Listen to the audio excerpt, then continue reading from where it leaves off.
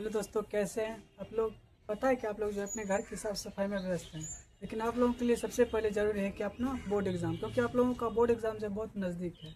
सबसे पहले हम लोगों को अपने क्लास पे ध्यान देना है, उसके बाद अगर टाइम मिले तो अपना घर का काम कीजिए। तो सबसे पहले आप लोगों को ज़रूरी है कि अपना पढ़ाई पर फोकस कीजिए। तो देखिए, हम लोगों ने पिछले क्लास के केमिस्ट्री में पढ़ा था, रासायनिक अभिक्रिया के प्रकारों को अच्छी तरह से देख लिया था और समझ भी लिया था। तो आज हम लोग उससे थोड़ा आगे देखते हैं। पिछले क्लास में हम लोगों ने पढ़ा था कि ऑक्सीकारक और अवकारक क्या होता है, और हमने कुछ ऑक्सीकारक तथा अवकारक को भी देखा था, जिनमें हमने बोला था, जिनमें हमने बताया था कि ऑक्सीकारक कौन कौन से हैं, अवकारक कौन कौन से हैं। तो देखिए, एक बार फिर रिपीट करते हैं। ऑक्सीकारक ये बहुत इंपॉर्टेंट है, इसलिए हम रिपीट करें।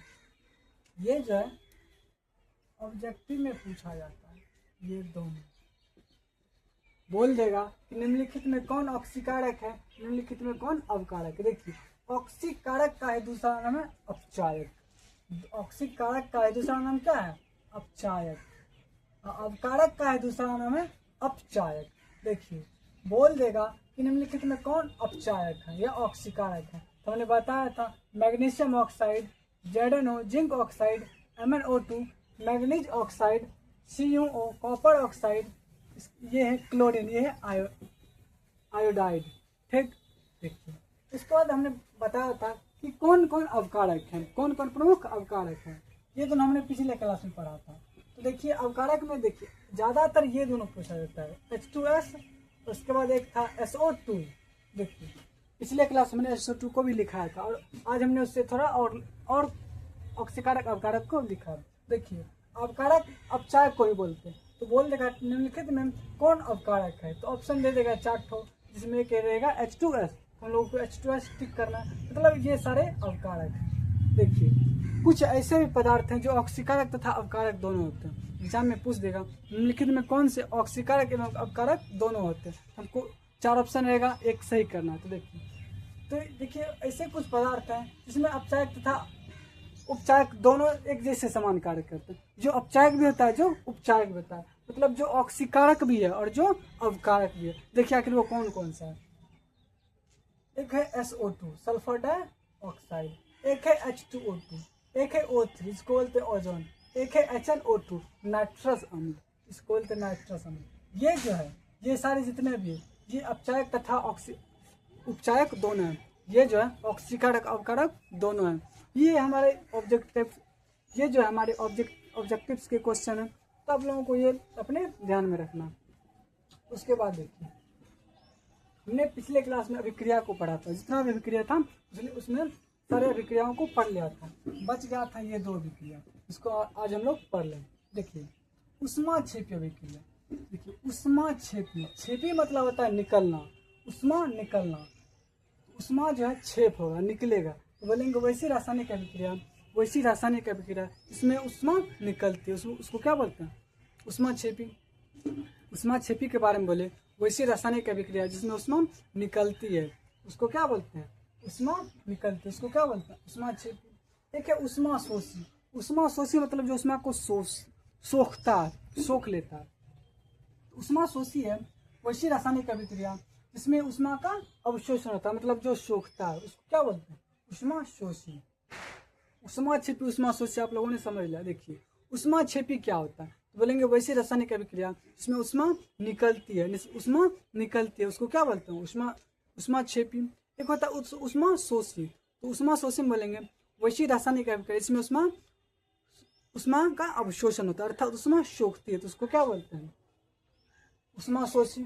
संक्षारण, ये एक बार नहीं बार बार पूछा जाता है केमिस्ट्री में, 2 मार्क्स के क्वेश्चन में ये बार बार पूछा जाता है। आप लोगों ने बहुत सारे DVD में या फिर क्वेश्चन बैंक में संक्षारण को देखा होगा, संक्षारण को आपने देखा होगा, ये बहुत ज़्यादा इंपॉर्टेंट है। देखिए, तो उसको हम लोग अच्छी तरह से देखेंगे। संक्षारण, संक्षारण होता क्या, जैसे देखिए, जैसे हम किसी भी वस्तु को खुली हवा में रख दिए, जैसे मान लीजिए आपका कोई लोहा पड़ा है छत पे, अब बारिश पड़ता है तो आपने देखा होगा अक्सर कि उसमें जंग लग जाता है, मानो वो खराब हो जाता है, इसी को तो संक्षारण बोलते हैं। तो आइए संक्षारण देखिए, क्वेश्चन हम लोगों का क्या रहता है, क्वेश्चन रहता है संक्षारण क्या, इससे कैसे बचा जाता है। 2 नंबर का पूछा जाता है कि संक्षारण किसे कहते हैं या संक्षारण क्या है, इसे संक्षारण से कैसे बचा जा सकता है या संक्षारण के उपाय क्या क्या उपाय हैं। तो देखिए देखते हैं संक्षारण, देखिए बोलते हैं किसको, तो बोलेंगे वैसी रासायनिक अभिक्रिया, वैसी रासायनिक प्रक्रिया, ये जो है संक्षारण एक क्रिया है, एक काम है, एक क्रिया है। तो बोलेंगे वैसी रासायनिक प्रक्रिया जिसमें धातु वायु के ऑक्सीजन या अम्ल से अभिक्रिया कर अवांछित पदार्थ का निर्माण करते। जैसे बताएं धातु जो है वायु के साथ अभिक्रिया कर या किसी अम्ल के साथ अभिक्रिया कर एक अवांछनीय पदार्थ, अवांछित करने का मतलब है खराब पदार्थ, जिसको हम जो हमको अच्छा नहीं लगे। इसे मान लीजिए लोहा है, उस पर जंग लिया, जंग जो है हमको अच्छा लगेगा नहीं, उसी को बोलते अवांछित पदार्थ। जैसे हम कांसा का बर्तन रखें, कांसा का बर्तन रखें, उसमें जो है अचार रख दी तो वो खराब हो गया, उसी ढंग उसी को बोलते अवांछित पदार्थ, मतलब जो खाने लायक नहीं हो या फिर जो अच्छा नहीं लगे, उसी को बोलते हैं अवांछित। देखिए संक्षारण के बारे में बोले वैसी रासायनिक प्रक्रिया जिसमें धातु वायु के ऑक्सीजन या अम्ल से अभिक्रिया कर अवांछित पदार्थ का निर्माण करता है, उसको क्या बोलते हैं संक्षारण। अब हम लोग जानेंगे कि संक्षारण के उपाय क्या, संक्षारण से बचने के क्या क्या उपाय है। देखिए संक्षारण से बचने का सबसे पहला उपाय कि धातु पर पेंट कर देना चाहिए। जैसे देख लीजिए कहीं अगर लोहा है उस पर हमने अगर पेंट कर दिया तो वहाँ जंग नहीं लगता, अर्थात वहाँ संक्षारण नहीं होता। तो बोलेंगे संक्षारण से बचने का सबसे पहला उपाय कि धातु की सतह पर पेंट या ग्रीस की परत चढ़ानी चाहिए। जैसे मान लीजिए ये कोई धातु है, इस पर या तो पेंट कर दीजिए या ग्रीस इस पर लेप दीजिए, तो उसको क्या बोलते हैं, तो लेप दीजिए। तो इससे हम लोग संक्षारण होने से बच सकते हैं। उसके बाद दूसरा पॉइंट है दूसरी धातु की परत चढ़ानी चाहिए। देखिए लोहे पर क्रोमियम की परत या जस्ता की परत चढ़ाने से भी संक्षारण को रोका जा सकता है। उसके बाद थर्ड पॉइंट है धातु की सतह पर तेल लगाकर। जैसे मान लीजिए ये कोई धातु है, ये कोई लोहा है, ये कोई धातु है, अगर इस पर हम तेल लगा दिए तो इससे भी संक्षारण कम होता है। तेल लगाने से होता है क्या, यह जो वायु से इसका संपर्क टूट जाता है, ये जो है वायु इसके संपर्क में नहीं आ पाता है, इसलिए वह संक्षारण नहीं कर पाता है। उसके बाद एक है मिश्र धातु, मतलब मिश्र धातु कहने का अर्थ है माना एक धातु में दो धातु अधातु का मिश्रण, एक धातु अधातु का मिश्रण होता है। तो ये जो है तो मिश्र धातु की परत चढ़ाकर हम लोग संक्षारण को रोक सकते हैं। तो हमने पढ़ा संक्षारण क्या, तो वैसी रासायनिक प्रक्रिया, संक्षारण के बारे में बोलेंगे वैसी रासायनिक प्रक्रिया जिसमें धातु वायु के ऑक्सीजन या अम्ल से अभिक्रिया कर अवांछित पदार्थ का निर्माण करता है, तो उसको क्या बोलते हैं संक्षारण। देखिए संक्षारण से बचने के उपाय, संक्षारण से बचने का सबसे पहला उपाय हमने बताया कि लोहे की सतह पर, धातु की सतह पर पेंट कर दीजिए या फिर ग्रीस की परत चढ़ा दीजिए। दूसरा हमने बोला दूसरी धातु की परत चढ़ाकर, जैसे मान लीजिए कोई धातु है इस पर अगर हम क्रोमियम की परत चढ़ा दिए तो इससे भी जंग नहीं लगेगा, अर्थात संक्षारण नहीं होगा। धातु की सतह पर तेल लगाकर, अगर धातु की सतह पर हम तेल लगाए तो इससे भी संक्षारण नहीं होगा। ठीक है। उसके बाद चौथा पॉइंट है कि मिश्र धातु की परत चढ़ाकर, अर्थात हम मिश्र धातु की परत चढ़ाकर भी संक्षारण को रोक सकते हैं। देखिए ये 2 मार्क्स का क्वेश्चन है, अगर हम ये 2 पॉइंट भी लिख दिए, एक संक्षारण का परिभाषा लिख दिए और दूसरा हम ये 2 पॉइंट लिख दिए तो हमको दो में दो फुल मार्क्स मिल जाएगा, 2 में 2 मिल जाएगा। तो उम्मीद है कि आप लोग समझ लिए होंगे, तो इसको आप लोग नोट कीजिए, उसके बाद हम लोग इसके आगे लिखेंगे। तो आप लोगों ने इसे अच्छी तरह से समझ लिया होगा और नोट भी कर लिया होगा।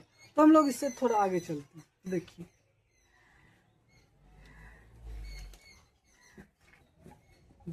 एक क्वेश्चन आता है आप लोगों के एग्जाम में, बार बार पूछा जाता है, यशद लेखन या गैल्वेनाइजेशन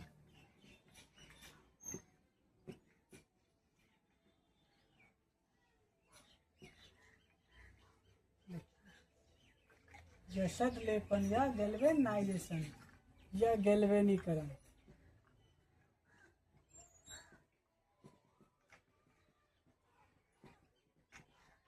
तीनों एक ही चीज है।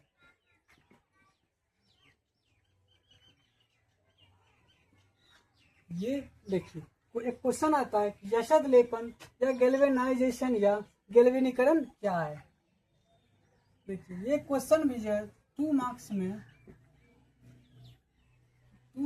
में बहुत बार पूछा गया। यशद लेपन या गैल्वेनाइजेशन या गैल्वेनीकरण जो है, ये क्वेश्चन भी 2 मार्क्स में बहुत बार पूछा गया। तो देखिए इसका मतलब ये वो इम्पोर्टेंट है, तो इसको हम लोग अच्छी तरह से देखें। देखिए यशद लेपन कहते किसको, तो बोलेंगे लोहे पर जिंक या क्रोमियम की परत चढ़ाने की प्रक्रिया को यशद लेपन या गैल्वेनाइजेशन कहा जाता है। देखिए हमने बोला यशद लेपन के बारे में, लोहे पर यशद लेपन के बारे में लोहे या धातु पर, लोहे या धातु की सतह पर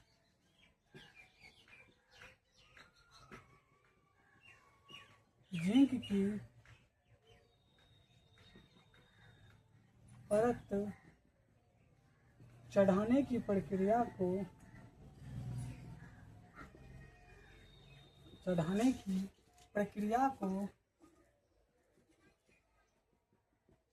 क्या कहा जाता है, प्रक्रिया को यशद लेपन या गैल्वेनीकरण कहा जाता है।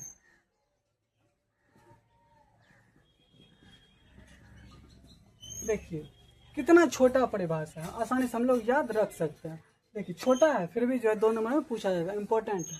तो यशद लेपन के बारे में या गैल्वेनाइजेशन या गैल्वेनीकरण के बारे में हम लोगों ने पढ़ा कि लोहे या धातु की सतह पर जिंक की परत चढ़ाने की प्रक्रिया को क्या कहा जाता है, यशद लेपन या गैल्वेनाइजेशन। देखिए तो हम लोग इससे आगे देखते हैं, विकृत गंधिता।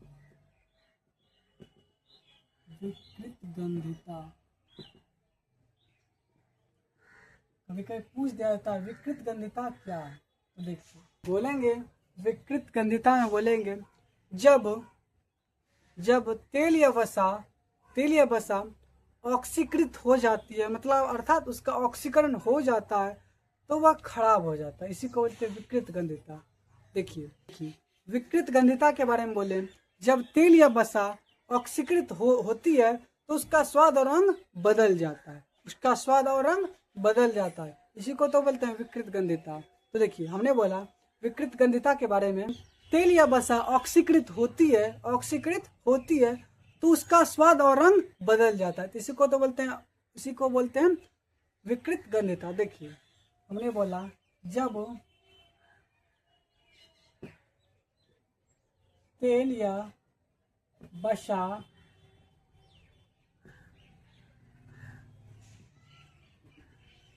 ऑक्सीकृत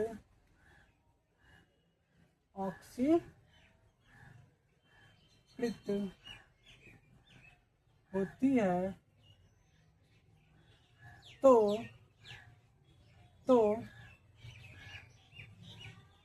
इसका रंग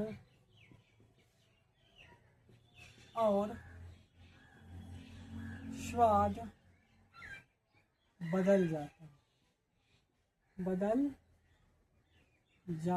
है, इसे विकृत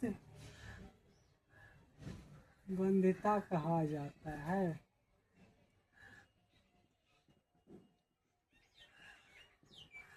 देखिए हालांकि ये भी कभी कभी पूछ दिया जाता है, लेकिन ये जो है बहुत ज़्यादा इंपॉर्टेंट है। देखिए यशद लेपन के बारे में हमने बोला, यशद लेपन के बारे में बोले हम कि लोहे या धातु की सतह पर जिंक की परत चढ़ाने की प्रक्रिया को यशद लेपन या गैल्वेनाइजेशन कहा जाता है। तो देखिए उसके बाद हमने पढ़ा विकृत गंधिता के बारे में बोले, जब तेल या वसा ऑक्सीकृत होती है तो उसका स्वाद और रंग बदल जाता है, इसी को तो बोलते हैं क्या चीज, विकृत गंधिता। तो देखिए ये दोनों क्वेश्चन जो है अपने आप में बहुत ही इंपॉर्टेंट है, तो आप लोग जो ये दोनों क्वेश्चन को बहुत अच्छी तरह से नोट कीजिए। उसके बाद हम लोग इसे थोड़ा आगे देखते हैं, तो आप लोग नोट कीजिए। देखिए उसके बाद हम लोग देखते हैं दहन। लगभग हम लोग चैप्टर के अंतिम छोर पे चल रहे हैं, 1-2 टॉपिक बचा हुआ मुश्किल से। देखिए दहन आखिर होता क्या है, दहन मतलब होता है जलना। तो बोलेंगे दहन के बारे में, वह रासायनिक प्रक्रिया जिसमें कोई पदार्थ ऑक्सीजन के साथ जलकर उष्मा और प्रकाश उत्सर्जित करता है। जैसे हम लकड़ी को जलाते हैं तो उष्मा निकलती है और प्रकाश भी निकलता है। तो दहन के बारे में बोलेंगे वैसी रासायनिक प्रक्रिया जिसमें ऑक्सीजन के साथ जलकर कोई पदार्थ ऑक्सीजन के साथ जलकर उसमें और ऊर्जा उत्पन्न करता है, इसको क्या बोलते हैं? दहन। दहन के बारे में बोले वैसी रासायनिक प्रक्रिया जिसमें कोई पदार्थ ऑक्सीजन के साथ जलकर प्रकाश और ऊष्मा उत्पन्न करते हैं, उसको क्या बोलेंगे? दहन। जैसे हम लकड़ी को जलाते हैं तो उससे ऊष्मा उत्पन्न होती है और प्रकाश भी उत्पन्न होती है, तो वही तो दहन है। तो दहन आप लोगों ने समझ लिया। देखिए, जब हम कार्बन मतलब क्या? कोई लकड़ी जिसमें कार्बन का अंश हो, कार्बन ऑक्सीजन के साथ जब जलाएंगे तो कार्बन डाइऑक्साइड गैस बनेगा, प्लस ऊष्मा और प्रकाश भी निकलेगा। इसी तरह सल्फर डाइऑक्साइड है, सल्फर को जब ऑक्सीजन के साथ जलाया जाता है तो सल्फर डाइऑक्साइड बनता है, उसके बाद ऊष्मा और प्रकाश भी उत्पन्न होता है। उसके बाद देखिए, हम लोग जानेंगे कि दहन के लिए आवश्यक शर्त क्या है। दहन अर्थात जलने के लिए हमको क्या शर्त चाहिए? हमको 3 शर्त चाहिए। दहन के लिए हमको 3 शर्त चाहिए। सबसे पहला शर्त है क्या? दहनशील पदार्थ का होना, मतलब जिसको हम जलाएंगे वो होना चाहिए। दहनशील पदार्थ करने का अर्थ है जिसको हम जलाएंगे वो होना चाहिए, अर्थात दहनशील पदार्थ की उपस्थिति होना चाहिए, उस उपस्थिति होनी चाहिए। उसके बाद है ऑक्सीजन की उपस्थिति। ऑक्सीजन के बिना हम लोग जला ही नहीं सकते, तो हमको ऑक्सीजन की उपस्थिति अनिवार्य है। उसके बाद है ज्वलन ताप की प्राप्ति। ज्वलन ताप कहने का अर्थ है हमको वो न्यूनतम तापमान होना चाहिए जहाँ से कोई वस्तु को हम जला सकते हैं। दहन के लिए आवश्यक शर्त 3 है। कौन कौन? दहनशील पदार्थ की उपस्थिति, उसके बाद ऑक्सीजन की उपस्थिति, उसके बाद ज्वलन ताप की प्राप्ति। देखिए, उसके बाद हम लोग जानेंगे कि ज्वाला क्या होता है। ज्वाला क्या होता है? देखिए, ज्वाला जो है वह क्षेत्र है जहाँ गैसीय पदार्थ जलता है। ज्वाला जो है वह क्षेत्र है, वह जगह है जहाँ गैस वाले पदार्थ जो है जलते हैं, उसको क्या बोलते हैं? ज्वाला। और देखिए, ज्वाला के 3 भाग होते हैं। ज्वाला के 3 भाग होते हैं, एक है आंतरिक भाग, एक है मध्य भाग, एक है बाह्य भाग। देखिए, हम लोग मोमबत्ती जब जलाते हैं उसमें देखिए समझते हैं कहाँ कौन सा भाग रहता है। देखिए, जब मोमबत्ती जलाते हैं तो मोमबत्ती जो है पीली लौ के साथ जलती है। पीला लौ आपने देखा होगा, पीली लौ जो है मध्य भाग होता है। पीला एकदम बीच में देखते होंगे कि पीला भाग है, इसको बोलते हैं मध्य भाग। बाहरी जो है, बाहरी भाग को देखते हैं, बाहर एकदम नीला रहता है। जब आग लगती, मोमबत्ती जलती है तो बाहर वाला जो क्षेत्र है नीला लगता है, और जो अंदर में है एकदम जहाँ मतलब बत्ती के पास जो है, बत्ती के पास वो काला क्षेत्र रहता है, काला, तो इसको बोलते हैं। देखिए, एक है बाह्य भाग, बाह्य क्षेत्र नीला होता है, नीला। मध्य क्षेत्र होता है पीला, बीच वाला। जहाँ आंतरिक भाग मतलब अंदर वाला भाग जो है काला होता है। देखिए, मोमबत्ती जो है एक हाइड्रोकार्बन है। मोमबत्ती जो है क्या है? हाइड्रोकार्बन। हाइड्रोकार्बन कहने का अर्थ है हाइड्रोजन और कार्बन का मिश्रण है। हाइड्रोजन और कार्बन का क्या है? मिश्रण। इसको क्या, मोमबत्ती क्या है? हाइड्रोजन और कार्बन का मिश्रण। तो आप लोगों ने अच्छी तरह से समझ लिया। तो आज की क्लास को हम लोग यहीं तक रहने देते हैं। उसके बाद जो भी बचे टॉपिक्स हैं उनको हम लोग आगे क्लास में करेंगे, और इसमें इस चैप्टर में जो भी इम्पोर्टेंट क्वेश्चन बचे हैं उसको हम लोग आगे की क्लास में करने वाले हैं। तो आप लोग आगे की क्लास को करना ना भूलें। इम्पोर्टेंट एक्सरसाइज के क्वेश्चन को बताया जाएगा। तो आज के लिए बस इतना ही। तो आप लोग अच्छी तरह से घर में तैयारी कीजिए। बहुत बहुत धन्यवाद। आपका दिन शुभ हो। धन्यवाद।